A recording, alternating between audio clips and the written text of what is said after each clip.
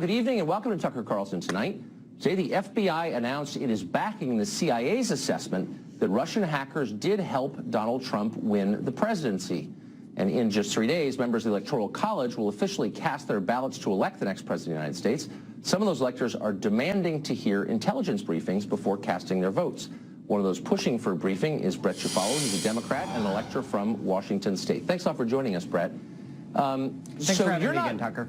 As I understand it, not simply asking for a briefing, and I think all of us would like to know more about what the intel shows or what the analysis is, but you're also saying that though a Democrat elector, you are not going to vote for Hillary Clinton, and moreover, you're going to try to encourage Republican electors, your fellow electors, not to vote for Trump in an effort to take the election away from Trump. Am I characterizing that correctly? That's about right. That's about right. So the obvious question is, what gives you the right to do that? Well, I think as an American citizen and an elected elector, I have the right to discuss these grave issues with all the other electors. We're not trying to demand that they do anything. We're trying to give them the support and the information they may need to make a decision that they may want to make on their own. A lot of Republican electors have told us about grave concerns they have about Donald Trump's fitness for presidency. Okay, but you have to answer my question where that right comes from. I mean, you're an American citizen. Of course you have a right to your opinion and a right to discuss it, but you're not just expressing your opinion. You're trying to affect the outcome, the final outcome of a presidential election in which tens of millions of people voted, and you are in effect saying that we as the 538 electors have a right to change the result of the election. And my question again is, where did you get that right? You said you were elected by whom?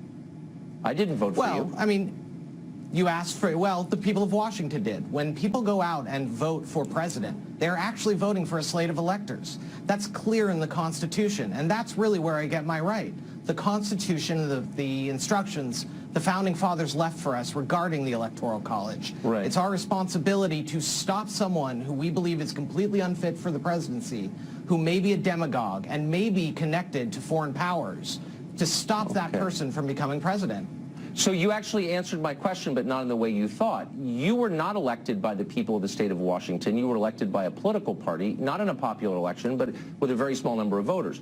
The voters of the state of Washington gave you the power to do their will, which was to see Hillary Clinton elected, and yet you're going to ignore that and vote for someone else. Now, I'm not a Hillary Clinton fan, but I just love to know why you think you have the right to ignore your whole purpose for being there. Well, to be fair, I don't think I'm ignoring it. I've taken everything everyone has had to say through this process and considered it. That being said, at the end of the day, we have to go back to the Constitution. The Constitution does not mention the popular vote at all in any situation. And therefore, the presidential election has not happened yet. It happens on December 19th. The election of slates of electors are what has already happened. And I realize that it angers a lot of Americans that it doesn't feel like it's democratic. And frankly, on December 20th, I might join them in trying to get rid of the Electoral College. That being said, right now, we have to follow the law of the land. And for me, that's the Constitution. And I am trying to support it and respect it the best I know how. But that's just silly. I mean, the Constitution does not suggest that you should vote in the way that you are. It doesn't say anything about that at all, as you know, in Article 2, nor in the 12th Amendment. So you're just kind of freelancing. No group of electors has ever handed the presidency to someone other than the winner of the Electoral College. So this is totally without precedent. And again, you don't have the authority that I can see. If a cop pulls me over and says, I'm arresting you, I can say, where does your authority derive from? And he said, from the state. I'm employed by the state. Your authority comes from a political party. The founders didn't anticipate that. The Constitution doesn't mention it. You don't have the authority to go against the will of the country unless you have an authority I don't know about, which would be what? Well, and I respectfully disagree. When you look at Federalist 68 and you look at what Alexander Hamilton said about the Electoral College, he made it clear what was in the Founding Fathers' minds when they created the system. And there have not been significant changes since then. Therefore, that's what I have to look to when I look to take instructions about what my duties are. And I take them very, very seriously. Have you read Federalist 68? Many times, many times. Carefully. Okay, then you might remember this line. One of the purposes of the Electoral College, that I'm quoting now, is to afford as little opportunity as possible to tumult and disorder. It was designed by Hamilton to prevent situations like the one you are trying to cause, where people wake up and they find that the president they thought was the president is no longer the president, thanks to people like you who are elected by nobody, and we have tumult and disorder. I mean, you're trying to create exactly what he hoped to avoid. We are not trying to create tumult or disorder. What we're trying to do is, as a good example is our vigilsforamerica.com, we're trying to bring unity vigils to all across the country on the 18th and 19th to bring the Republicans and Democrats of this country, who are so divided right now, together around a leader that we can all support. So we're trying to unify the country, not divide it.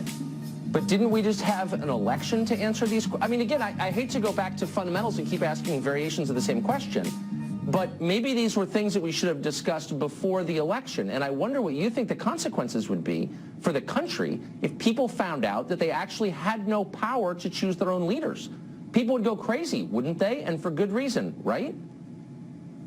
Well, I can't predict how people would react, but now. The fact is the Constitution very clearly states that it doesn't mention the popular vote at all. So given that, any assumption that the people have the power to elect the president directly is a complete misnomer. Wait, but you're confusing me with respect. I mean, I think you've thought about this. I think you're, trying to do your best.